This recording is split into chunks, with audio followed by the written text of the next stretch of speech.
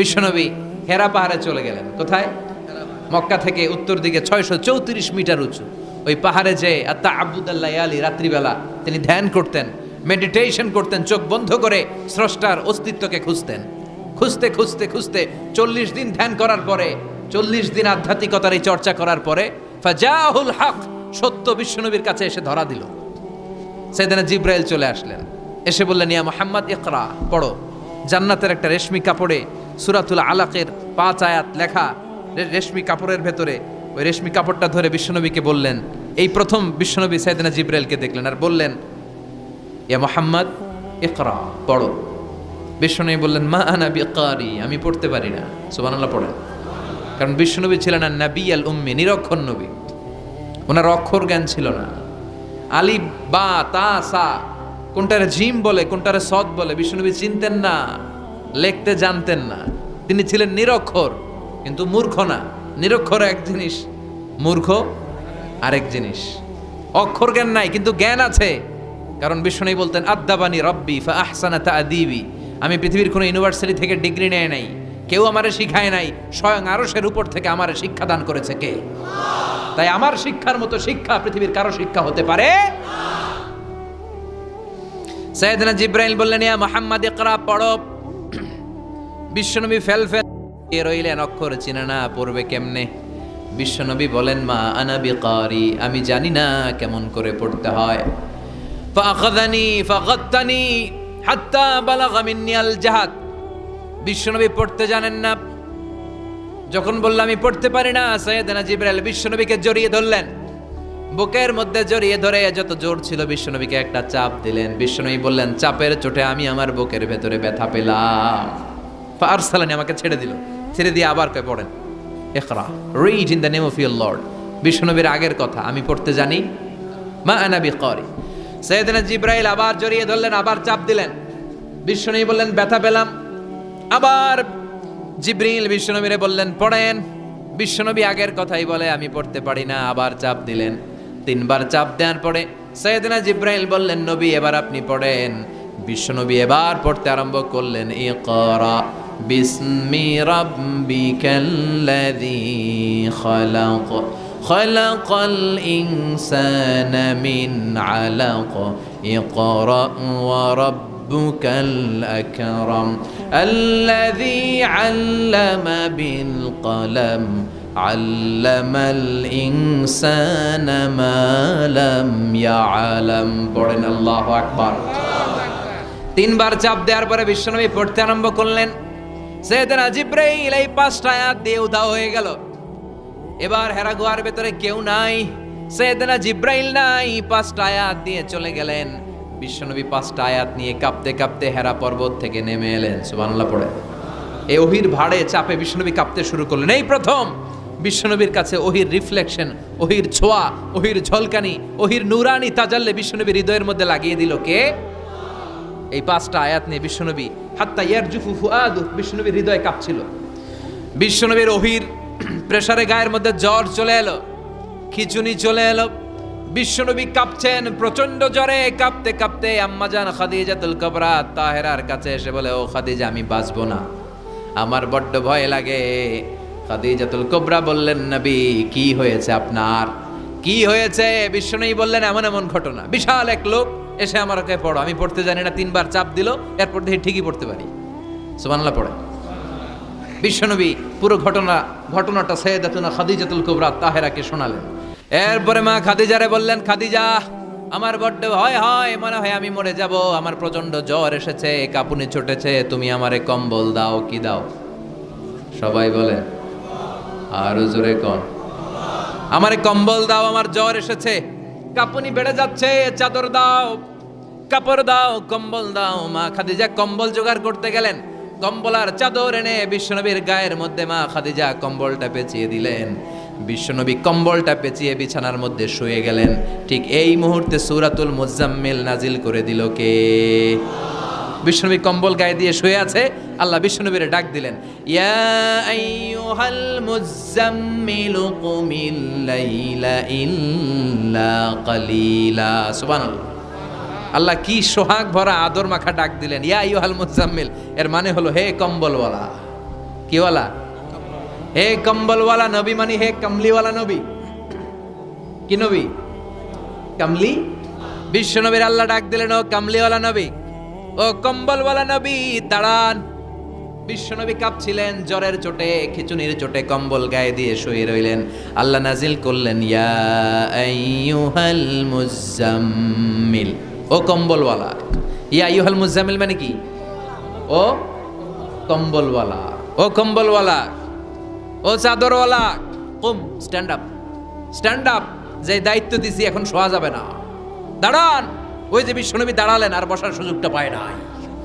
মরার আগ পর্যন্ত আর বসার সুযোগ পায় নাই, শ্বাস নেওয়ার সুযোগ পায় নাই, পিছনের দিকে তাকানোর সুযোগ পায় নাই। চিল্লায় বলেন ঠিক কিনা? অনেক শয়তানি হাত ছানিয়ে এসেছে, দফায় দফায় নবীর সাথে বৈঠক হয়েছে।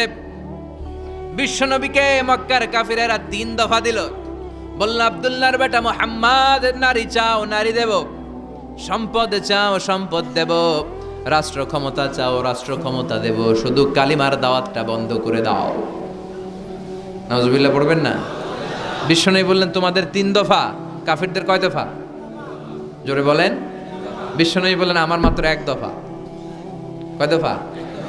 বিশ্বনবী বললেন, সম্পদ না, নারী না, মক্কার ক্ষমতা নয়। লা ওয়াদাউ শামসা ফি ইয়ামিনি, আকাশের দ্বিপ্রহরের জল জলে সূর্যটা যদি ডান হাতে দাও, ওয়াল কামারা ফি ইয়াসারি, চাঁদটাকে যদি বাঁ হাতে দাও।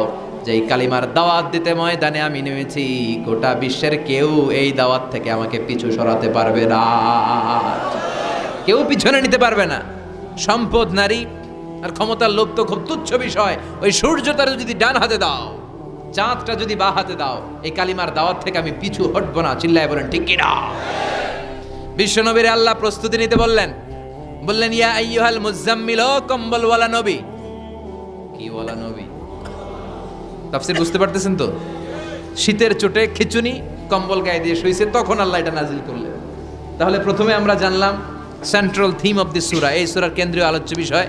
এরপরে আমরা জানলাম কোন প্রেক্ষাপটে, কোন সিচুয়েশনে, কোন পরিস্থিতিতে এই সূরাটা নাজিল হয়েছে। বুঝতে পেরেছেন?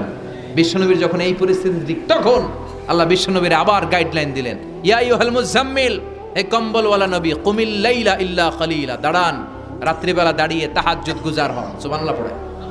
এই সূরার ভেতরে রব্বুল আলামিন বিশ্বনবীকে প্রস্তুত করে তোলবার জন্য, বিশ্বনবীকে নবুয়তের দায়িত্ব পালন করানোর জন্য, মিশনে নামানোর জন্য বিশ্বনবীকে সর্বমোট 60টা বিষয়ে প্রশিক্ষণ নিতে বলেছেন। জোরে কোন কয়টা? সবাই কোন? চিল্লায় বলেন কয়টা? প্রস্তুতি নেওয়ার জন্য 7টা বিষয়ে বিশ্বনবীকে ট্রেন আপ করেছেন, প্রশিক্ষণ নিতে বলেছেন। আমরা একটা একটা করে 7টাই আজকে শুনব। বিশ্বনবীকে আল্লাহ তাআলা 7টা বিষয়ে প্রশিক্ষণ নিতে বললেন। কয়টা? কারণ সামনে অনেক গুরু দায়িত্ব। 1 নাম্বার প্রশিক্ষণ হচ্ছে, ইয়া আইয়ুহাল মুজাম্মিল, হে কম্বলওয়ালা নবী, কুমিল লাইলা ইল্লা কলিলা, দাঁড়ান, দাঁড়িয়ে রাত্রে তাহাজ্জুদের নামাজ পড়েন। কিসের নামাজ? তাহাজ্জুদের জায়নামাজে মরণ দিও প্রভু আমায়, একামতে দিনের কাজে কবুল করে নিও আমায়।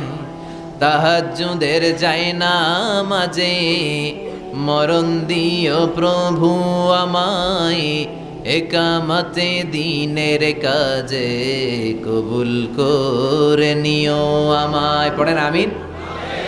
তাহলে বিশ্বনবীকে প্রথম যে প্রশিক্ষণ আল্লাহ দিলেন সেটা হচ্ছে তাহাজ্জুদের সালাতের প্রশিক্ষণ। কিসের? রব্বুল আলামিন বললেন, ইয়া আইয়ুহাল মুজাম্মিল কুমিল লাইলা ইল্লা কলিলা, ও নবী রাত্রিবেলায় দাঁড়ান, পুরো রাত ব্যাপী তাহাজ্জুদ পড়েন। নিসফাহু, রাতের অর্ধেক সময় তাহাজ্জুদ পড়েন। আও ইনকুস মিনহু কালিলা, অথবা তার চেয়েও কিছু কম পড়েন। আও জিদা আলাইহি, অথবা তার চাইতেও বেশি পড়েন। ও নবী রাত্রিবেলা দাঁড়িয়ে তাহাজ্জুদের সালাত পড়েন। কিসের সালাত? তাহলে বিশ্বনবীকে মিশনে সফল হওয়ার জন্য সর্বপ্রথম যে ডিরেকশন আল্লাহ দিলেন সেটা হচ্ছে তাহাজ্জুদের ডিরেকশন। কিসের? তাহাজ্জুদ পড়েননি আপনারা? পড়েন? হ্যাঁ হুজুর, ফজর নামাজই তো পড়ি না। কি পড়ি না? তাহাজ্জুদ তো তাদের যারা ফজর পড়ে, যারা ফজরই পড়েন, ওরা আবার কি তাহাজ্জুদ? কথা বলেন। এই তাহাজ্জুদের সালাত আদায় করলে সম্মান বাড়িয়ে দেয় কে? ঘুমের আরবিতে কিছু নাম আছে। ঘুমের একটা নাম হচ্ছে আন-নুআস। নোয়াস মানে ড্রোজিনেস, বাসে বসে আছেন, বাসও ঝুলে আপনিও ঝুলতেছেন, এরকম হয় না? ঝিমুনি, এটার বলে নোয়াস। আরেকটা হচ্ছে সামান্য হালকা লাইট স্লিপ, সামান্য ঘুম, এটার বলে পাওয়ার ন্যাপ। হালকা হালকা ঘুমও আসছে, আবার কে যেন কথা বলে ওইটাও শোনা যায়, এরকম ঘুম আসছে না নাই? এটার বলে সিনা, আরবিতে এটার কি কয়? সিনা। আরেকটা হচ্ছে ভালো ঘুম, এটার বলে নাউম। এটার কি বলে? তাহলে পাইলাম নোয়াস, সিনা, নাউম। আরেকটা হচ্ছে জন্মের ঘুম। কিরকম ঘুম? এমন ঘুম যেই ঘুমে ডাকলেও মানুষ ওঠে না, যেটা শেষ রাতে আমাদের যেই ঘুমটা হয়, রাত 3টা-4টার দিকে কম্বল টেনে টেনে আরেকটু ঘুমাইতে মনে চায়, এরকম একটা ঘুম আছে না নাই? এই ঘুমটাকে আরবিতে বলে হুজুদ। কি বলে? সবাই বলেন। এই হুজুদের ঘুমকে স্যাক্রিফাইস করে ওই টাইমে যে সালাতটা পড়া হয়, ওই সালাতকে আরবিতে বলে সলাতুল হুজুদ বা সলাতুত তাহাজ্জুদ। সুবহানাল্লাহ পড়বেন না? এজন্য রাব্বুল আলামিন বলেন, ওয়া মিনাল লাইলি ফাতাহাজ্জাদ বিহি নাফিলাতান লাকা আসা আন ইয়াবআসাকা রাব্বুকা মাকামাম মাহমুদা। ও নবী, রাত্রিবেলা দাঁড়িয়ে আপনি তাহাজ্জুদের নামাজ পড়েন, আশা করা যায় বিশাল সম্মানিত মহিমান্বিত জায়গায় আল্লাহ আপনারে বসায় দিবে গো নবী। ঠিক কি না? তাহাজ্জুদের সালাত পড়লে মর্যাদা বাড়ায় দেয় কে? মুমিনের বৈশিষ্ট্য, তারা রাত্রিবেলা তাহাজ্জুদের সালাত পড়ে। ইমানদারদের বৈশিষ্ট্য, তারা হলো ফুরসান আন-নাহার রুহবান আল-লাইল। রাত্রিবেলা তাহাজ্জুদের যায় নামাজে কান্নার ঝড় তুলে, দিনের বেলায় ঘোড়া হাঁকিয়ে জিহাদের ময়দানে জিহাদ করে। ঠিক কি না? দিনের বেলায় চলবে কি? জিহাদ। জিহাদের কথা বলাতে ভয় পাইছেন? হ্যাঁ, অনেকে এখন জিহাদের সাথে জঙ্গিবাদরে লাগায়, এরকম ডাকাইত আছে না নাই? জিহাদের সাথে সন্ত্রাসবাদকে মিলাতে চায়, চিল্লা এখন ঠিক কিনা? জঙ্গিবাদ আর সন্ত্রাস এক জিনিস, জিহাদ আরেক জিনিস। জিহাদরে ফরজ করছে কে? আর জঙ্গিবাদকে হারাম করেছে কে? জঙ্গিবাদকে দমন করার জন্য আল্লাহ তাআলা জিহাদের মতো বিধানকে ফরজ করেছেন, চিল্লায় বলেন ঠিক কিনা? যারা হকের পক্ষে, যারা কল্যাণের পক্ষে, যারা মানবতার পক্ষে, এরা হচ্ছে মুজাহিদ। আর যারা হক সহ্য করে না, মানবতাকে সহ্য করে না, শান্তির কথাকে সহ্য করে না, এরা হলো এক একটা জঙ্গি, চিল্লায় এখন ঠিক কিনা? আবু জাহেল ছিল জঙ্গি আর বিশ্বনবী ছিলেন মুজাহিদ। ফেরাউন ছিল জঙ্গি, মুসা আলাইহিস সালাম ছিলেন মুজাহিদ। নমরুদ ছিল জঙ্গি, সাইয়েদনা ইব্রাহিম ছিলেন মুজাহিদ। বাংলার জমিনেও যারা হকের কথা বলে তারা হচ্ছে মুজাহিদ। আর যাদের হক সহ্য হয় না, ইসলাম সহ্য হয় না, কোরআন সহ্য হয় না, এরা এক একটা সন্ত্রাস আর জঙ্গি, চিল্লায় এখন ঠিক কিনা? এরা জঙ্গি। আমরা যারা সত্যের পক্ষে কথা বলি, আমরা জঙ্গি না, আমরা মুজাহিদ। আমরা কি? মুজাহিদ। এজন্য মুমিনদের বৈশিষ্ট্য হলো রুহবান আল-লাইল ফুরসান আন-নাহার। মুমিন বান্দারা দিনের বেলায় জিহাদের ময়দানে ব্যস্ত থাকে, রাতের বেলায় তাহাজ্জুদের যায় নামাজে চোখের পানি দিয়ে যায় নামাজ ভিজায়। এজন্য বিশ্বনবীর প্রথম প্রশিক্ষণ নিতে বললেন আল্লাহ, কুমিল লাইলা ইল্লা কালিলা। ও নবী, বিশাল মিশন নিয়ে দুনিয়ার বুকে আপনি এসেছেন গো নবী।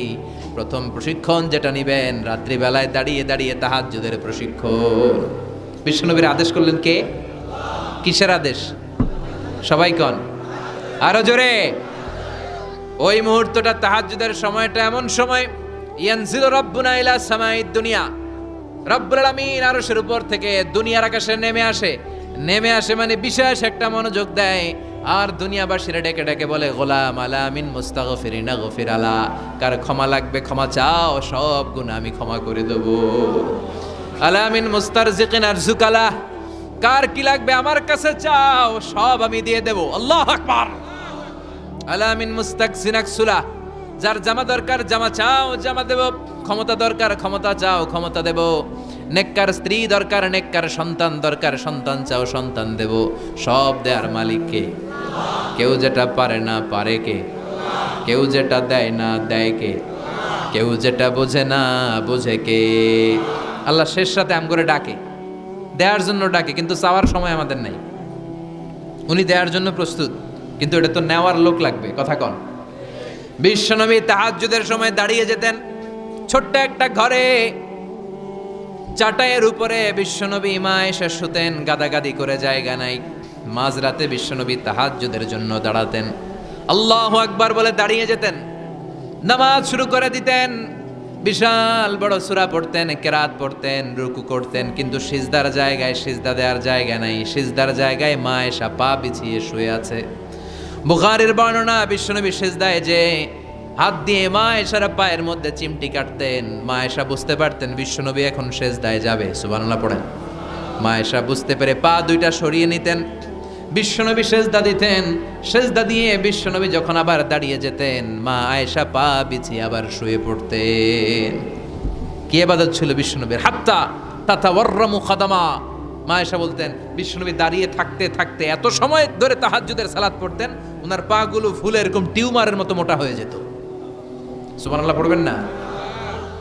দাঁড়িয়ে থাকতে থাকতে বিশ্বনবীর পা গুলো টিউমারের মতো মোটা হয়ে যেত। প্রথম রাকাতে বাকারা, আলে ইমরান পড়ে ফেলতেন। সুবহানাল্লাহ পড়েন।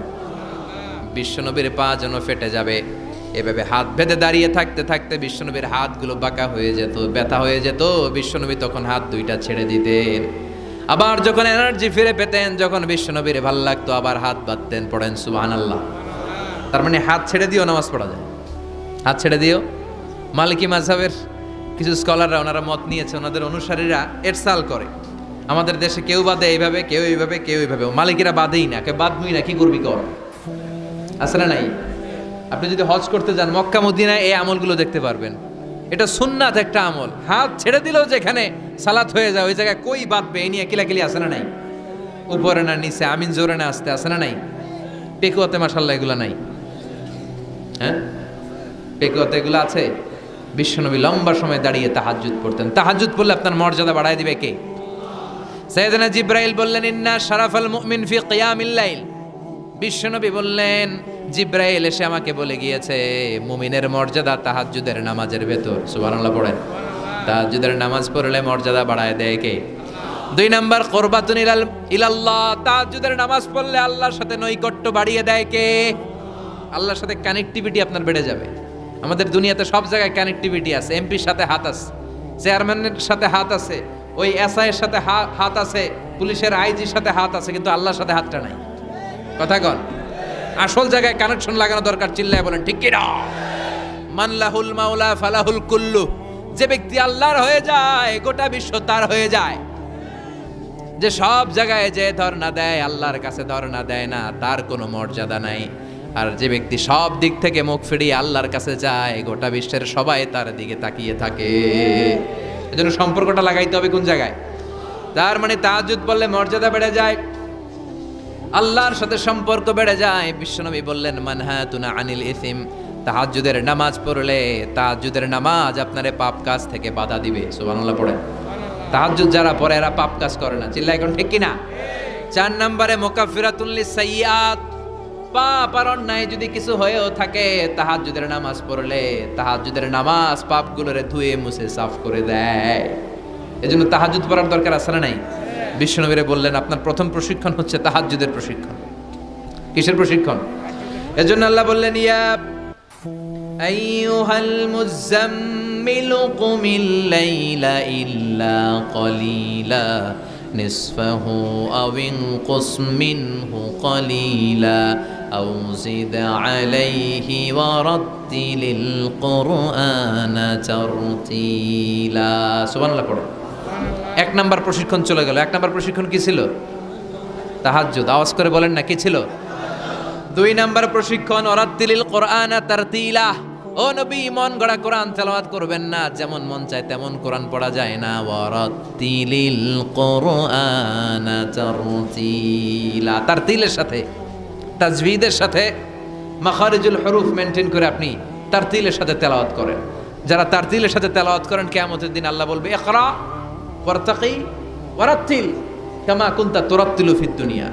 দুনিয়াতে যেমনে পড়েছো পড়ো, যত আয়াত পড়বা জান্নাতের বিল্ডিং তত লম্বা হয়ে যাবে। আল্লাহু আকবার।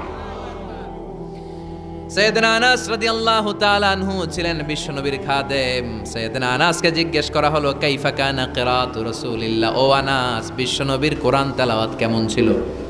সাইয়েদনা আনাস বললেন কানাত কিরাআতুহু মাদ্দান। বিশ্বনবী টেনে টেনে কোরআন তেলাওয়াত করতেন। সুবহানাল্লাহ পড়েন। কিভাবে পড়তেন? টেনে টেনে টেনে টেনে কোরআন তেলাওয়াত করতেন।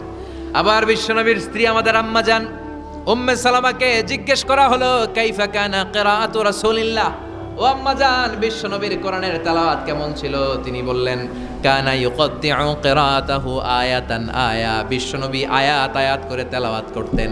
একটা আয়াত টেনে টেনে পড়তেন, শেষ করতেন, আরেকটা আয়াত ধরতেন, আবার শেষ করতেন। সুবহানাল্লাহ। কি তেলাওয়াত ছিল বিশ্বনবীর! বিশ্বনবীর কণ্ঠের তেলাওয়াত শুনে অনেক কাফের কালিমা পড়ে মুসলমান হয়েছে। সুবহানাল্লাহ আসতে বলেন।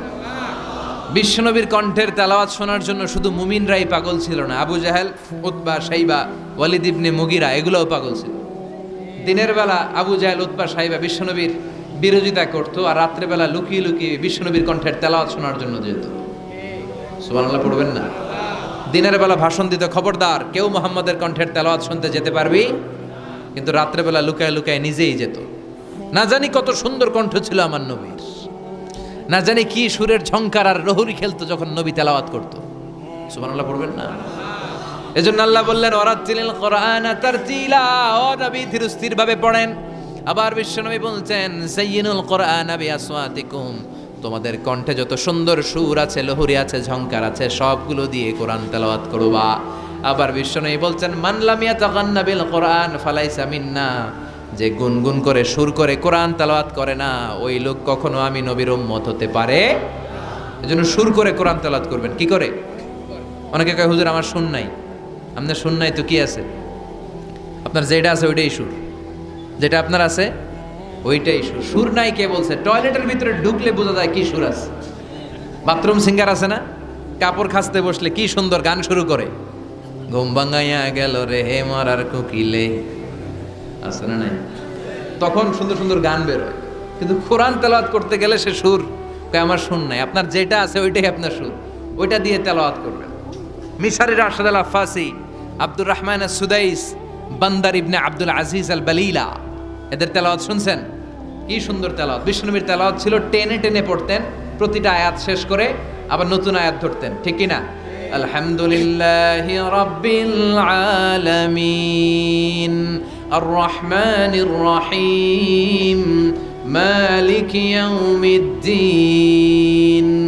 ইয়্যাকা না'বুদু ওয়া ইয়্যাকা নাস্তাঈন ইহদিনাস সিরাতাল মুস্তাকিম সিরাতাল লাযীনা আন'আমতা আলাইহিম গায়রিল মাগদুবি আলাইহিম ওয়ালাদ-দাল্লিন। পড়েন আমিন। থেমে থেমে এক আয়াত শেষ আরেক আয়াত, ওই আয়াত শেষ তারপর আরেক আয়াত। বিশ্বনবী বলে রুব্বা কারিলিল কোরআন ওয়াল কোরআনু ইয়ালআনুহু, কোরআনের অনেক কারি আছে যে কারীদেরকে কোরআন রহমত না দিয়ে লানত দেয়। এরকম আছে না নাই? বিশ্বনবী প্রতি আয়াতের পরে থামতেন, কি সুন্দর টেনে টেনে পড়তেন। আর আমাদের তারাবির নামাজে কি অবস্থা? জাপানের বুলেট ট্রেনও ফেল হাফেজ সাহেবের কাছে, আছে না নাই? হাফেজ সাহেবরা খবরদার, এভাবে কোরআন পড়বেন না। এভাবে কোরআন তেলাওয়াত করলে রহমত না পেয়ে আপনার কপালে লানত জুটবে। চিল্লায় বলেন ঠিক কি না? এজন্য 2 নাম্বার প্রশিক্ষণ রব্বুল আলামিন বিশ্বনবীকে দিলেন আর বললেন ওয়ারাতিলিল কুরআনা তারতিলা, ও নবী রাত্রিবেলায় তাহাজ্জুদের নামাজে ধীরস্থির ভাবে কোরআন তেলাওয়াত করেন। এরপর আল্লাহ বললেন ইন্না সানুলকি আলাইকা কওলান সাকিলা, ও নবী অচিরেই ভারী একটা কথা, ভারী একটা বাণী, অনেক ওজনওয়ালা কোরআন আমি আপনার উপরে নাজিল করে দেব। সুবহানাল্লাহ পড়ে। কওলান সাকিলা, it's a very heavy and weightful word. কোরআনের এই কথাগুলোর একটা আলাদা ওজন আছে না নাই? বিশ্বাস হয় না সন্দেহ লাগে? বিশ্বনবীর কাছে যখন কোরআনের আয়াত নাজিল হতো, মা আয়েশা বর্ণনা করেন প্রচন্ড শীতের রাতে, কিসের রাতে? কথা শুনতেছেন? প্রচন্ড শীতের রাতে বিশ্বনবী ঘেমে ঘেমে একাকার হয়ে যেতেন। মাঘ মাসের শীত, মা আয়েশা বলে আমরা কম্বল গায়ে দিয়ে শুই, কিন্তু বিশ্বনবীর কাছে যখন কোরআন নাজিল হয় বিশ্বনবী ঘেমে ঘেমে একাকার হয়ে যেতেন। সুবহানাল্লাহ পড়ে। বিশ্বনবী যখন ওটের উপর বসা অবস্থায় কোরআনের আয়াত নাজিল হতো, ওটের বুকটা জমিনে লেগে যেত। বিশ্বনবী ঘোড়ার উপরে বসা অবস্থায় যখন কোরআনের আয়াত নাজিল হতো, ঘোড়ার পাগুলো জমিনের ভিতরে গেড়ে যেত। বিশ্বনবী মাঝে মাঝে অনেক সাহাবাদের রানের মধ্যে মাথা রেখে শুয়ে পড়তেন। ওই অবস্থায় যখন কোরআনের আয়াত নাজিল হতো, সাহাবারা বলতো আমাদের হাড্ডিটা ফেটে টুকরা টুকরা হয়ে যাবে, এরকম মনে হতো। তার মানে কোরআনের আয়াতের একটা ভার আছে না নাই? এজন্য রাব্বুল আলামিন বলেন, লাউ আনজালনা হাযাল কুরআন আলা জাবালিন লারাআইতাহু খাশিআম মুতাসাদ্দিআম মিন খাশিয়াতিল্লাহ। ও নবী, কোরআনকে মানুষের উপর নাজিল না করে যদি পাহাড়ের উপর নাজিল করতাম, আপনি দেখতেন কোরআনের ভারে বড় বড় পাহাড়গুলো ভেঙে চুরে খান খান হয়ে যেত গো নবী। কোরআনকে যদি মাউন্ট এভারেস্টের উপর আল্লাহ নাজিল করতো, পাহাড়টা ভেঙে দুমড়ে মুচড়ে চূর্ণ বিচূর্ণ হয়ে যেত। চিল্লা এখন ঠিক কি না? এজন্য আল্লাহ বললেন এটা অনেক ভারী একটা বাণী, এই বাণী আমি আপনার উপরে নাজিল করব। এরপর আল্লাহ বললেন, ইন্না নাশিয়াতাল লাইলি হিয়া আশাদ্দু ওয়াতআন ওয়া আকামু কিলা। ও নবী, রাত্রিবেলা যদি আপনি তাহাজ্জুদের নামাজ পড়েন, আপনার মনোযোগায়নকে শক্তিশালী করে দিবে কে? আপনার কথা বলার যোগ্যতাকে মজবুত করে দিবে কে? কেন আপনি রাত্রিবেলায় তাহাজ্জুদ গুজার হবেন? কারণ ইন্নালাকা ফিন নাহারি সাবাহান তাবিলা, দিনের বেলায় অনেক ব্যস্ততা আছে না নাই? দিনের বেলায় মানুষগুলো কাজকর্ম নিয়ে ব্যস্ত হয়ে যায়, তখন অনেক গোলমাল। তখন নয়, রাত্রিবেলা তাহাজ্জুদ পড়েন, আপনার মর্যাদা বাড়িয়ে দিবে কে? এরপরে 3 নাম্বার প্রশিক্ষণের কথা আল্লাহ বললেন, ওয়াযকুর ইসমা রাব্বিকা ওয়া তাবাত্তাল ইলাইহি তাবতিলা। প্রথম প্রশিক্ষণ তাহাজ্জুদের প্রশিক্ষণ। কিসের? দ্বিতীয় প্রশিক্ষণ মনোযোগের সাথে ধীরস্থিরভাবে কোরআন তেলাওয়াতের, তারতিলের সাথে কোরআন তেলাওয়াতের প্রশিক্ষণ, ঠিক কিনা? 3 নাম্বার প্রশিক্ষণ ওয়াযকুর ইসমা রাব্বিক, সব সময় রবের জিকির করবেন। জিকির চলবে কার? লা ইলাহা লা ইলাহা ইল্লাল্লাহু মুহাম্মাদুর রাসূলুল্লাহ সাল্লাল্লাহু। ওয়াযকুর ইসমা রাব্বিক, ও নবী আপনার রবের নাম স্মরণ করেন। সব সময় জিহ্বায় একজনের নাম থাকবে, তিনি কে? আমাদের রব কে? আল্লাহ আমারে রব, দমে দমে তনু মনে তারি অনুভব। পড়েন, আল্লাহ আমারে রব। ওয়াযকুর ইসমা রাব্বিক, রবের নামকে স্মরণ করেন নবী। বিপদে পড়লে একজনের নামের জিকির চলবে, চিল্লায় বলেন তিনি কে? তার মানে 3 নাম্বার প্রশিক্ষণ নিতে বললেন, সব সময় একজনকে ডাকবেন, তিনি হলেন রব। এই কথা বলার পরে বিশ্বনবী দুনিয়ার বুকে যত দোয়া করতেন, তার বেশিরভাগ দোয়ার শুরুতে রবের নাম আছে না নাই? রব্বানা যালামনা আনফুসানা ওয়া ইল্লাম তাগফির লানা ওয়া তারহামনা লানাকুনান্না মিনাল খাসিরিন। আবার বিশ্বনবী পড়তেন, রব্বানা আতিনা ফিদ দুনিয়া হাসানাতাও ওয়া ফিল আখিরাতি হাসানাতাও ওয়া কিনা আযাবান নার। আবার আমরা যখন রুকুর মধ্যে যাই, তখন রবের নাম আছে না নাই? সুবহানা রাব্বিয়াল। আবার যখন সিজদায় যাই, তখনও রবের নাম আছে না নাই? সুবহানা রাব্বিয়াল। এজন্য 3 নাম্বার প্রশিক্ষণ ওয়াযকুর ইসমা রাব্বিক, ও নবী রবের নাম স্মরণ করেন। 4 নাম্বার প্রশিক্ষণ ওয়া তাবাত্তাল ইলাইহি তাবতিলা, আপনি যখন সময় পাবেন রবের ইবাদতে মশগুল হয়ে যান। কার ইবাদতে? কার ইবাদতে? আমরা যেন আল্লাহর ইবাদতে মশগুল হয়ে যাই। ওয়া তাবাত্তাল ইলাইহি তাবতিলা, তাবাত্তুল মানে আল্লাহর ইবাদতে মনোনিবেশ করা, মশগুল হওয়া। এই তাবাত্তুল শব্দটা এসেছে আল বাতুল থেকে। এজন্য মারিয়াম আলাইহিস সালামকে বলা হতো মারিয়াম আল বাতুল। মারিয়াম আলাইহিস সালামকে কি বলা হতো? উনি বাইতুল মুকাদ্দাসে সব সময় কার ইবাদতে মশগুল থাকতো? ইবাদতে মশগুল। আমাদের নারীরাও মশগুল থাকে, তবে ইবাদত নিয়ে নয়, জি বাংলা নিয়ে, স্টার জলসা নিয়ে। আল্লাহ এই গজব থেকে তুমি আমাদেরকে হেফাজত করো, আমরা পড়ি আমিন। ফাইদা ফারাগতা ফানসাব ওয়া ইলা রাব্বিকা ফারগাব। আল্লাহ নবীর ডেকে বললেন, ও নবী যখন আপনি অবসর পাবেন, আপনি ইবাদতে মনোনিবেশ করেন, আল্লাহর ইবাদতে মশগুল হয়ে যান। ওয়া তাবাত্তাল ইলাইহি তাবতিলা, ইবাদত চলবে একজনের, তিনি কে? তাহলে প্রশিক্ষণ কয়টা গেল? জোরে বলেন, আরো জোরে বলেন। এরপরে আল্লাহ বললেন, ওয়াসবির আলা মা ইয়াকুলুনা ওয়াহজুরহুম হাজরান জামিলা। তার আগে বললেন, রব্বুল মাশরিকি ওয়াল মাগরিবি লা ইলাহা ইল্লা হুয়া ফাত্তাখিযহু ওয়াকিলা। সুবহানাল্লাহ পড়েন। রব্বুল মাশরিক ওয়াল মাগরিব, আমি পূর্ব দিগন্তের মালিক, পশ্চিম দিগন্তেরও মালিক, সব কিছুর মালিক কে? লা ইলাহা ইল্লাহু, তিনি ছাড়া কোনো ইলাহ নাই, ফাত্তাখিযহু ওয়াকিলা। আরেক প্রশিক্ষণ চলে আসছে, ফাত্তাখিযহু ওয়াকিলা। ও নবী, আল্লাহরে ওয়াকিল হিসেবে গ্রহণ করেন। আমাদের ওয়াকিল বা অভিভাবক কিংবা মুমিনদের গার্ডিয়ান শুধু একজন, চিল্লায় বলেন তিনি কে? ফাত্তাখিযহু ওয়াকিলা। অন্য কাউরে ওয়াকিল বানাবেন না, অন্য কারোর নেতৃত্ব মেনে নেবেন না, অন্য কারোর অভিভাবকত্ব মেনে নেবেন না। বিপদে আপদে হাল ছাড়বেন না, নিরাশ হবেন না, ভরসা রাখুন একজনের উপর, তিনি কে? ফাত্তাখিযহু ওয়াকিলা। 5 নাম্বার প্রশিক্ষণ, ও নবী, আপনি আমারে অভিভাবক হিসেবে গ্রহণ করেন। বিপদে আপদে সব সময় আল্লাহরে পাশে পাবেন, জোরে কোন ঠিক কিনা? এরপরে 6 নম্বরে আল্লাহ বললেন, ওয়াসবির আলা মা ইয়াকুলুন। কাফের মুশরিকরা যে সমস্ত গাল মন্দ আপনারে করে, এগুলোর বিপরীতে রেগে না যে আপনি ধৈর্য ধারণ করবেন গো নবী। ওয়াসবির, ধৈর্য ধারণ করেন, কারণ ইন্নাল্লাহা মাআস।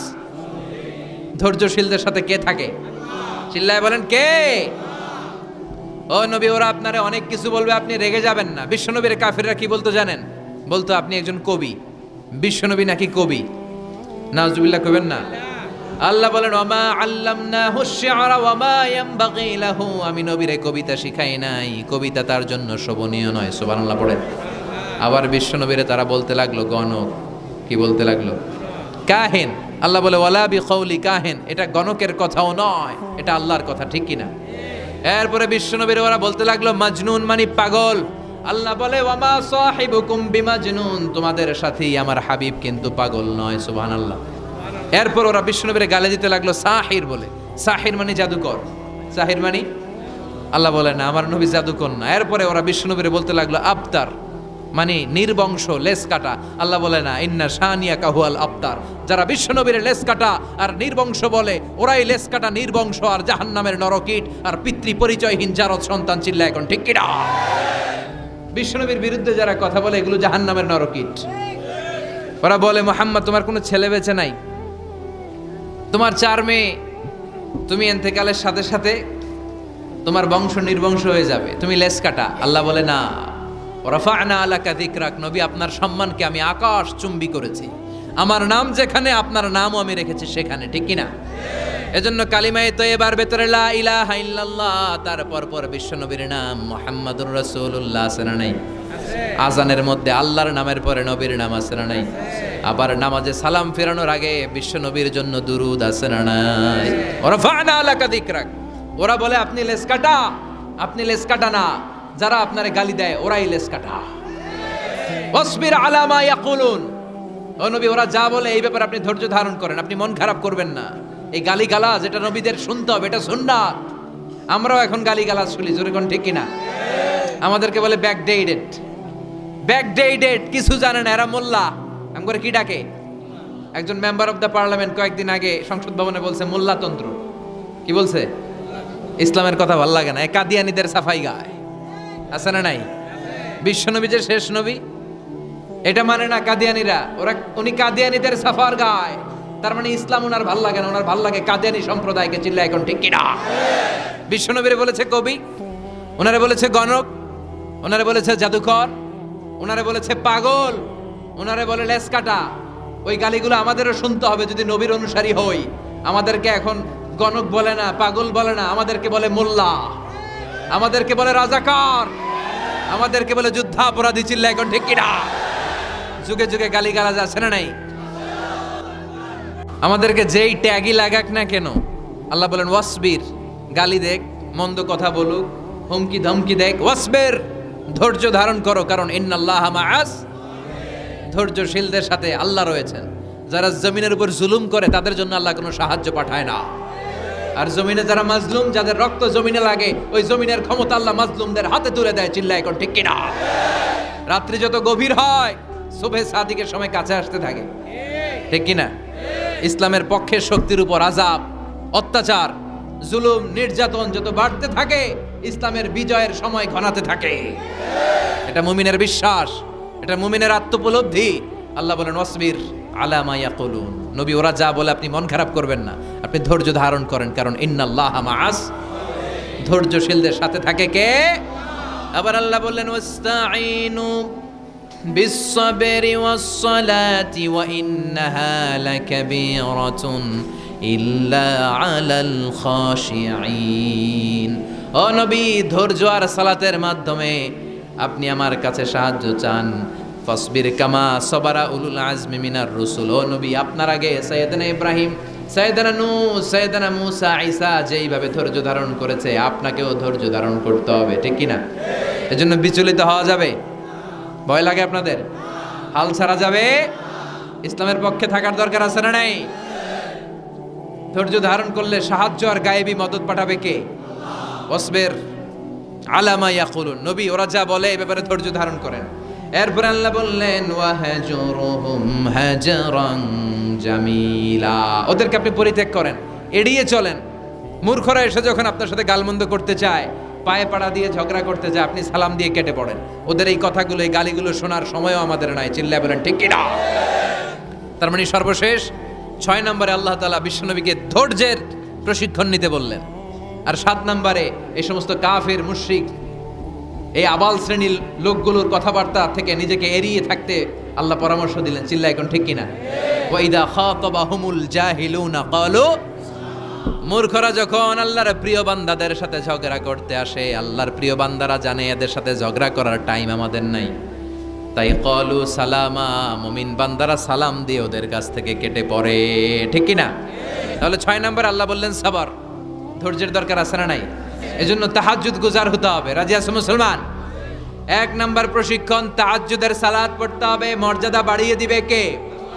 2 নম্বরে সুন্দরভাবে তার তিলের সাথে কোরআন তেলাওয়াত করতে হবে, সওয়াব দিবে কে? 3 নম্বরে রব্বুল আলামিন বললেন ওয়াজকুর ইসমা রাব্বিক, সব সময় জিকির চলবে কার? 4 নম্বরে ইবাদতে মনোনিবেশ করতে হবে কার জন্য? 5 নম্বরে দুনিয়ার কেউ আমাদের ওয়াকিল নয়, আমাদের অভিভাবক নয়, আমাদের আসল অভিভাবক কে? 6 নম্বরে ওরা আমাদেরকে যাই বলুক, আমাদের আসল হাতিয়ার হলো ধৈর্য। আসল হাতিয়ার কি? সবর। আর ওরা যদি গালিগালাজ করে, আল্লাহ বললেন ওদেরকে এড়িয়ে চলো। মুমিনরা ধৈর্য ধরবে আর মুনাফিকদেরকে এড়িয়ে চলবে, ঠিক কিনা? এই 7টা প্রশিক্ষণ বিশ্বনবীকে নিতে বলল কে? কারণ বিশ্বনবীর বিশাল দাওয়াতি মিশন আছে। কালেমার বাণী প্রচারের মিশনে নামতে হবে, নবুয়তির দায়িত্ব পালনের মিশনে নামতে হবে। লিয়ুযহিরাহু আলা দ্বীনি কুল্লি, মানব রচিত যত মতবাদ, যত ধর্ম, যত কথা আছে, সব কিছুর কবর রচনা করে কালিমার পতাকা উড়াইয়ে দিতে হবে। চিল্লায় এখন ঠিক কিনা? এই মিশনে নামার আগে বিশ্বনবীকে আল্লাহ প্রস্তুতি নিতে বললেন। আল্লাহ বললেন প্রিপেয়ার ইউরসেলফ। নবী, আপনি প্রস্তুতি নেন। দেখবেন সব কাজের আগে প্রস্তুতি লাগে, লাগে না? কথা বলেন। এই যে Lux channel i superstar, closeup one, তোমাকেই খুঁজছে বাংলাদেশ, বিউটি কন্টেস্ট আছে না নাই? দেখবেন এই প্রোগ্রামগুলোর আগে প্রতিযোগীদেরকে হোটেলে নিয়ে ওরা গ্রুমিং করে। কি করে? 1 মাস 2 মাস গ্রুমিং করার পরে এরপরে গালা রাউন্ড, ফাইনাল রাউন্ডে এরা যায়। ওইটা বড় মিশন। ওই মিশনে যাওয়ার আগে গ্রুমিং এর দরকার আছে না নাই? প্রিপারেশনের দরকার আছে না নাই? তাহলে মুমিন থাকবে সদা প্রস্তুত। চিল্লা এখন ঠিক কিনা? আমরা আখিরাতের জন্য প্রস্তুত, আমরা মরণের জন্য প্রস্তুত, আমরা বিজয়ের জন্য স্যাক্রিফাইস করতে প্রস্তুত। চিল্লা এখন ঠিক কিনা? আমরা যেন সদা জাগ্রত, সদা সজাগ থাকি, প্রস্তুত থাকি। এটাই আল্লাহ বলতে চাইলেন সূরাতুল মুজাম্মিলে। আল্লাহ আমাদের সবাইকে কথাগুলো বুঝার ও আমল করার তৌফিক দান করুক। আমরা পড়ি আমিন।